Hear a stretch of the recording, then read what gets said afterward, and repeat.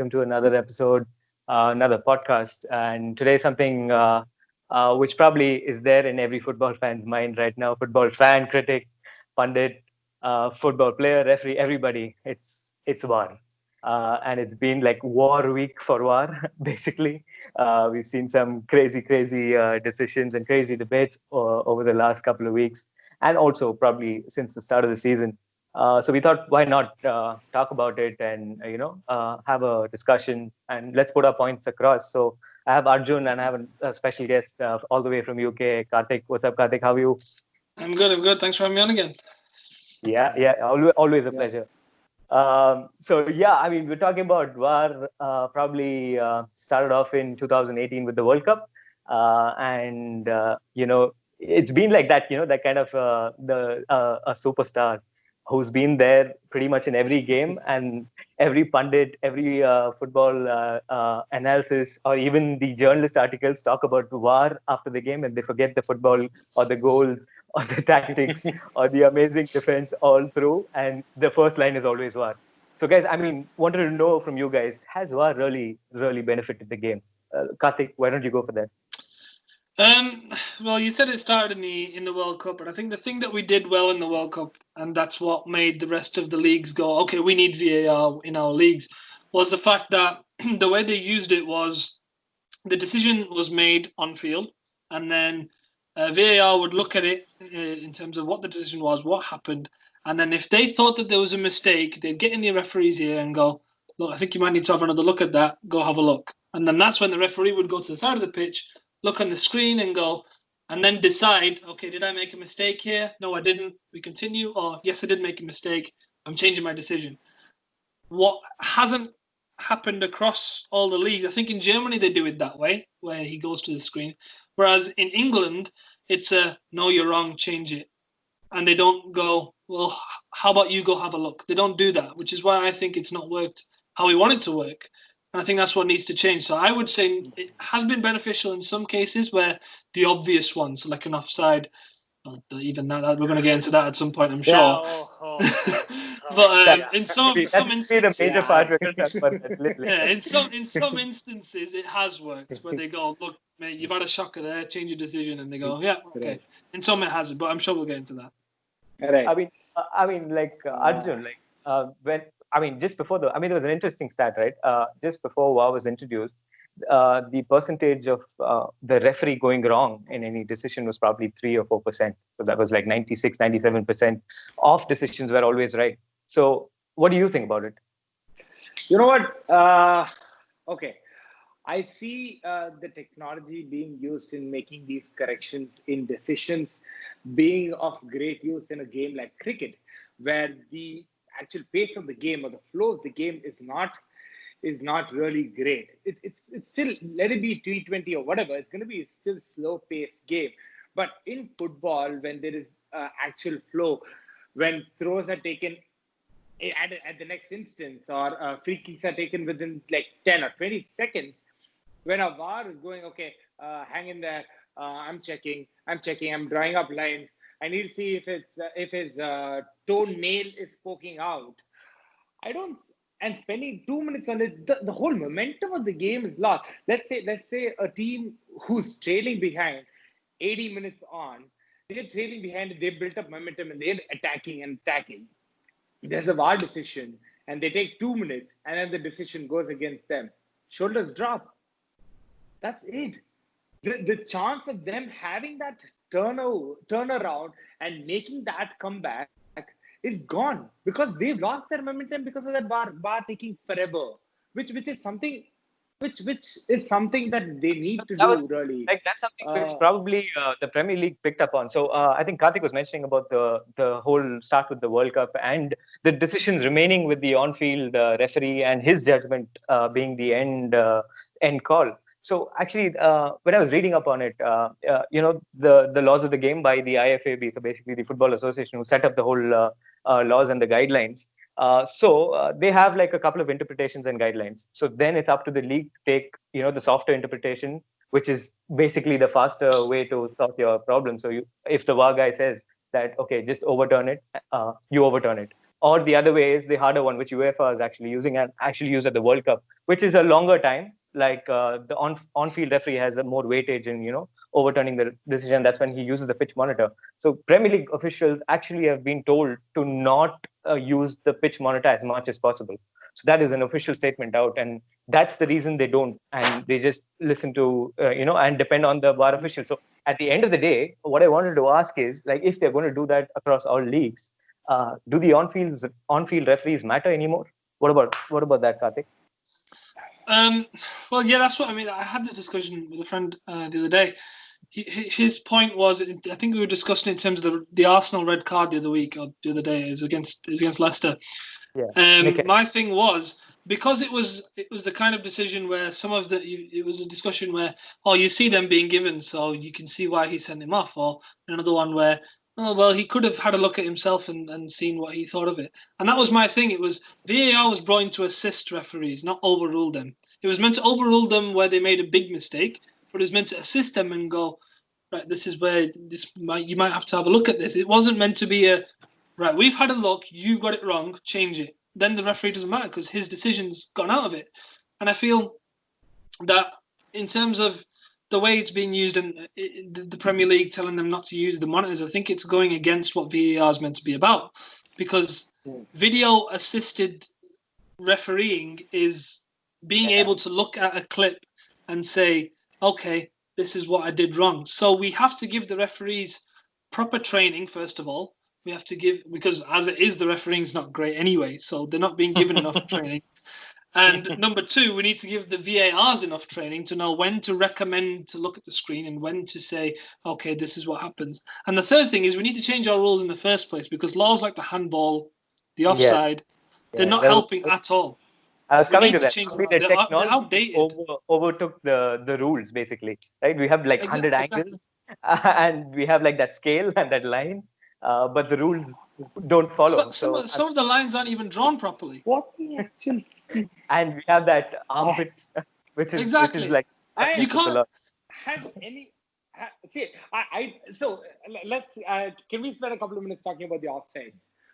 Here's probably my suggestion for the offside. Okay, a guy is running through on goal, and he has a clear advantage. Let a clear advantage being at least a step. He needs to be a step ahead. Okay, or his head or his leg. A guy is predominantly going to score a goal with his head or with his legs, right? An attacker or defender or whatever. The player is going to score a goal with his head or his legs. Now, I'd understand if his legs or his head is ahead, and because of that, he's had an advantage. But when that is not the case, when his armpit is off, his toenails off, or his little pinky fingers off, I don't get it. I hope Arsene Wenger, who's supposedly heading the whole VAR thing, is stepping inside and making little sense of it and making sure he makes changes. Because you mentioned it, right? And they're actually talking about the improvements, and very similar to what you had mentioned. So one of the least favorite, in my opinion, the improvement was to increase the thickness of the line, which is again ridiculous in a way.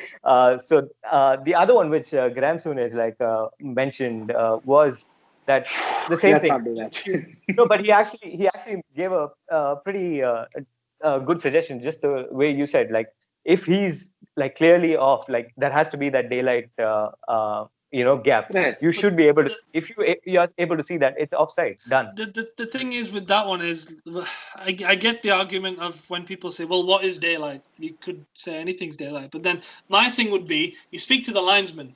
That's when the linesman has to come in and you go, right, if it wasn't obvious to the linesman, it's not obvious to VAR to go and check it. Right. It's meant to be for clear and obvious errors. That's what we were told when the Premier League first brought it in. So if it's not obvious enough for the linesman to go, that's definitely offside. Sorry, boys, you're offside. Then why are we looking at it? Yeah, I mean the referee. You know what another pissing off rule with the whole offside is? Nobody's allowed to celebrate. Nobody knows. They allow the play to go on forever, and then but that is actually that's actually the guideline. So what they've been told is, which is stupid. No, so what they've been told is if there is a offside call, the linesmen have to keep it down until the significant portion of the play is over, and then you raise the flag. So that With, if there is any Why? no, so if there is a goal, like what happened in a few games where there was a goal and then the offside was wrong, so they gave the goal back. So I mean, they want to continue that portion of the game, which that's what I I mean. think is We've seen that Wait, happen though, where it's an offside that's obvious, and then they don't call it, they score, and then they go, "Hang on a minute, I was offside, wasn't I?" And then they go back. So when it's obvious, just put the flag up. flag Trust your up. linesman, otherwise there's no point in having a linesman there. Why not stick a robot over there or have scanners on the pitch that I tell you think when I you're think that offside? has become redundant. I think the linesman referees have become What is redundant the with this point in system. having That's a for guy sure. there with a flag if you're not going to trust him enough to put his flag up? flag Instead, up, why don't we right? just stick tracking devices on all the players and go, right, you were offside there. Or you have that goal line technology with that offside technology. You Or probably put tase them when they're offside. Do you know what I mean? What's the it's, point? it's that's Ridiculous, getting absolutely ridiculous, ridiculous. and there are some I crazy funny tweets out I don't there even on know if I should celebrate goals or not. That's how awful it is. It's taken the fun out of football. It's taken the especially fun without out of fans, especially celebrating without goals. fans. That's what we look forward to. Somebody That's scores another. a screamer, and then you're like, okay, I've got to wait until I can jump. And then that takes a couple of minutes, and like, well, good job. That's what I mean. I mean, he just mentioned That's without the the life of fans. football. I feel like that's influencing the referees as well, because without the fans, they're not getting the emotion of the game. They're not getting the feel of the game properly. So they're not overturning enough of their decisions, or they're not being. I mean, obviously, you want the referees to be confident in their own decisions, but I feel like not having the pressure is making them go, "Oh no, he'll be fine. He's right. I'm sure he's right. Let's just let him go." So that's a factor to play into it as well. No, but I think when you mentioned about that, did you guys watch that Lucas Moura handball, like with Kane scoring it a Oh, couple of games back? So, like, since we're going from offside to handball, let's talk about that. And I think it's VAR has completely got, basically the rules of handballs are completely off, and it does not sync with the whole VAR system. And I think some of the calls are absolutely ridiculous. We saw in the start of the season where Man City, Liverpool scored that first goal. We had a handball right across in Liverpool's half with Bernardo Silva, and then Trent Arnold, he also made the handball, and then the game was continued and they scored. And then you have this Lucas Moura incident where it was like probably 2% maybe was a handball, and you call that immediately without even thinking twice. So where's the consistency? And this has happened all through the game, all through the season rather. What do you guys think about it? Who wants to go first for that? Karthik, um, I don't. Yeah. The handball thing is one that I thought was quite basic to understand. It was, well, as I've always known it, it's if your arm is outstretched in an unnatural position when the ball's coming towards you, it's a handball. If you're going up for a cross and your hands up here, that's unnatural. It's a handball. If you're going to a block and your arms like this, it's a handball. That's unnatural position. When it's something like he's turning away from the ball and his hand's still there and he's still trying to move it as his arm's going across, that's not unnatural. It's going to happen. I don't know What how it's David I mean, happening. I think the Luiz So does is a consistency between the handball. defense and the offense, like if you noticed in all the decisions, actually, if you noticed it pretty like in depth, you see like an offense handball, anything is a handball. That's according to the rules. Like even if it touches intentionally, unintentionally, doesn't matter if it's involved in the game and if they score a goal, it's called off. But in the defensive side of it, if it's an unintentional handball, they don't give it. So the referees probably are confused in that manner. Like, here you're calling it in another way, and in the other side of the box, you're calling it another way. So I don't know where the rules are placed with the handball, and like seriously, that's where they need to be talking about it. We can You're we saying can something. probably talk about that Eric Bailly handball a couple of games back, right after the second half. I don't seem to remember who it was again. I think is Bournemouth the second Oh, half. yeah, second goal. Yeah, yeah, Second half. So see, I'm sure a lot of people who are watching this follow a lot of United, not too many teams. So let's probably use that as a good example. Let's look at that. For me, that was not a handball. I'll tell you why. He's jumped up for the ball. Okay, he's realized the ball's not coming towards him, and what he's done is he's turned his body away. He's turned his body away just so that he can't get get a hold of it, and it's just brushed this part of his hand and it's gone. I don't see why that's a penalty. He's not intentionally done it. He's tried everything possible that he's gone away from it, and he's got very little of it. So I don't see why that's a penalty. I don't know if you guys agree with that. No, I agree. But at first glance, that's yeah. At first glance, I thought it was a handball because it looked at full speed. It was like, he's just jumped up and hit him. I'm like, you idiot, what are you doing? But then when it went into slow mo, I was like, hang on a minute. He's trying to move away, and it's hit almost his shoulder, and you can score with your shoulder. So it's not handball, then, is it? Yeah, which brings us to the point that that decision should be probably, and I don't think the on-field referee called it. I mean, this was a VAR decision again, right? Where the guys in the office pretty much overturned the decision. So these kind of decisions probably should go back to the on-field, strictly probably go to the on-field and ask them to go check the monitor and then take a call. Because again, they've seen it at first glance and they didn't call it a handball at all. That's where I think something like what happens in cricket is far better when it comes to an umpire's call. Or something like or something even like you have a review, each team has a review, then you go back and look, or even like okay, it's an LBW, you say okay, fine, I'm gonna go through the Hawkeye or whatever that thing is called, one of those technology things that they use, DRS, DRS, exactly that. So I think we should have a system like that in place which benefits rather than just I mean, he's just reminded me of the point that I made in a discussion before, that when you mentioned, is the referee on the pitch becoming useless? Well, we should have a system where the VAR looks at it, and if it's not obvious, which is, again, I would like to say again, that was the guidelines we were given, clear and obvious errors, VAR will step in. So if it's not a clear and obvious, it's on-field decision. That's not hard to implement. You just say, okay, it's not obvious enough for us to suggest you go look at the camera, the TV, stick with your decision. Done. Easy. Every fan will be able to understand that. It wasn't obvious enough to go and check. Okay, we've stuck with that decision. Benefit of the doubt goes to whoever. Right. So that's but Karthik, sorry to step in, but just to play devil's advocate here. When you say, okay, an umpire, a referee is going to go and look at that monitor, you think the 70-odd thousand in Old Trafford is going to sit there quietly, just like wait patiently? People are not going to be happy with it. Not just the people in Old Trafford, not the fans in Old Trafford, nor the fans watching on the television are going to be happy sitting there and waiting for like 2 minutes to see, oh, is this? And on an average, do we get three VAR calls every game? That's gonna suck out 10 minutes of at least like six to 10 minutes out of the game, which is considerable amount of time. We already have way too much of time that is being wasted. We're talking about a lot of time being wasted from throws and goal kicks and all of that. And now you're sucking. It's just 90 minutes, and then you're sucking another 10 minutes out of it. I don't.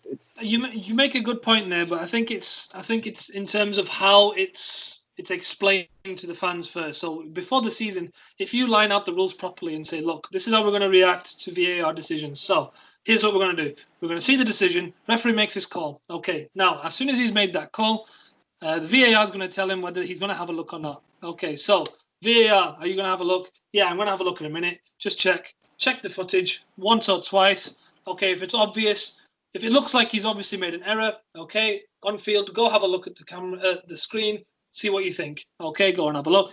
Okay, make your decision. If it's not obvious, then go, right, we don't see anything obviously wrong with it. Stick with your decision. Let's carry on playing. If they are laid out. Yeah, go on.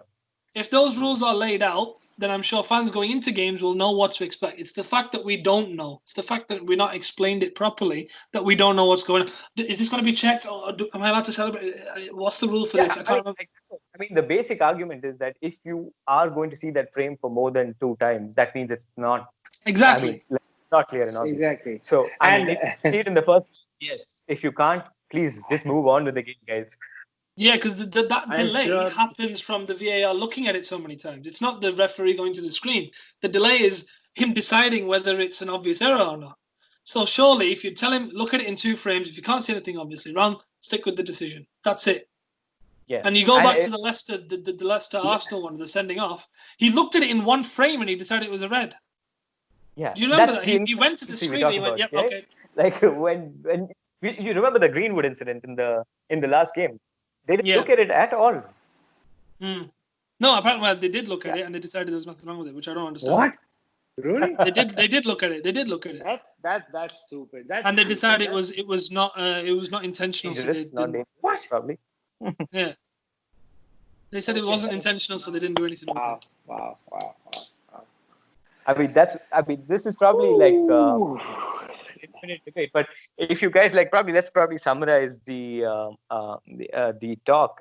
So what do you think? Like, if you want to see one improvement, or like say put two improvements together, what would it be? Like at the end of the season when they're all talking about it and all the managers are going to talk about it and the improvements in the next season, what would you like? Was going to stay. That's for sure. They're not going to scrap the system at all. It's obviously brought a lot of good. I mean, it's overruled a lot of embarrassing decisions. So that part of the game, which it actually came to solve, it is solving. But obviously there are contentious decisions, and that's probably going to be improved season on season. So, like, if you guys are seeing an improvement or you want to implement an improvement, what would it be? Karthik or Arjun, whoever wants has it. Go for it. Go on, I'll go first then. Right. So improvement that I would make is the main one is have a on-field decision kind of system. I don't know how you phrase that properly, but have that kind of thing where VAR looks at it and goes, "It's not obvious. Stick with your decision." We need that line being used more. Stick with your decision, or go have a look at the screen. It has to be one or the other. VAR should not be making the decision. It should be making the decision of whether the referee needs to go and question his decision. The referee is still the one in charge of the game. Keep him in charge. Keep him making the decisions. Let's assist him. That should be the way it's done. VAR is not going to go away because we've been asking for it for so long. It's going to take time to get perfect, but we have to start tweaking it now. Otherwise, we'll see more complaints in the future. So that's the improvement I'd make. Okay. So I have a couple of things. Okay. The first thing is get rid of those atrocious, just awfully annoying lines that they keep drawing, zooming like 10x to look for those offsides. It's absurd. That needs to go. That really needs to go. They need to look at it from the linesman's point of view, without zooming, without drawing lines to see if it's an offside or not. Make that decision. Get over with it. That's it. That's the first thing. Second thing, what I would have is probably like the DRS system in cricket. Have one call that each team can make. Each team can ask the referee to go check whatever, let it be a foul, a red card, or a penalty, or an offside decision which leads to a goal after the goal is scored. Okay, they can say, okay, I'm going to throw in the towel. Just go check it quickly. Go check. Come. Okay, if it's not that, if he doesn't agree with the decision, that's it. Your chance to have them look at that. Look at another decision is gone for the rest of the game. So you're saying basically it's just a call of the team. Just one it's not on the call of the okay, referee you or get anybody it right. else. You get it right, you get another chance. But if you get it wrong, that's it. You're done. You need to stop reducing the flow of the game. The flow of the game is absolutely gone. The number of times I've absolutely just been so mad that it's taking so long for VAR to make a decision and just like wait for the play to get on. If I'm getting that frustrated, I can only imagine how the players are thinking. At least the team that's chasing or probably waiting for that decision. Think about the player holding the ball and waiting for VAR to make the decision whether he's going to take that penalty or not. As much as we like to say, okay, they're professionals and they've been trained to do this shit, it's definitely going to play a part in their head. Yeah, it's going to influence their decision. We don't need that. We need that free flowing, free thoughtful, just that flow of football. That's what we love. And it's sucking the life out of football to an extent. The entertainment is gone probably off field, and the drama of VAR. Everybody loves the drama of VAR on Twitter, but that's for sure. Like everybody enjoys this controversy or these decisions, and they have a ball out there. But for me, I think if nobody does it, I'm sure Mourinho's closer to doing. Yeah. Despite VAR being there or not, we still had those discussions happening post the game. We still were talking whether that was a foul or that was an offside or not. We didn't need VAR Yeah, for us to that's make right. that decision VAR again. become the new hero. Now He we're was just a talking hero about, okay, did of VAR get it right or not, rather than the referee getting it right or not. I mean, that's fun. That football, that thing that we love to sit and talk about when all of us get together and talk. That's never going to go away. Now it's just shifted the focus to VAR, which is quite sad, rather than just the football itself. I mean, it's obviously going to stay. So let's hope that it improves further. Yeah, let's hope it improves further. And if not, we're going to keep having these debates more and more. It's going to be fun anyhow. Yeah. So you know what I've absolutely loved? The fact that United have got the most penalties this season, and everybody is taking a piss, saying that we paid money to get VAR to give us decisions, which is absolutely crazy. Which is something I love. Just the fact that they lose, other team fans are losing their shit, which is it's great. It's great. We're back. The old United's back. Yeah. It was fun, guys. It was fun talk. Solid talk. Thanks, Karthik. For coming on. Thanks for having me on again. Yeah. Thanks, Arjun. What do you guys think? Put it up on the comments. Let us know your thoughts. And keep it flowing. Like, subscribe, and follow. Follow Karthik as well. And 2 more weeks, and we're done with the Premier League, and then the Europa starts. So looking forward to that. Thank you, guys. Thankfully, it's a short break. Short break this time around. Football's coming back quite soon. Yeah. Thanks, guys. Cheers. Thank you. See you. Thank you, Karthik. Bye. Cheers, guys. Always at the wheel. Tell me how.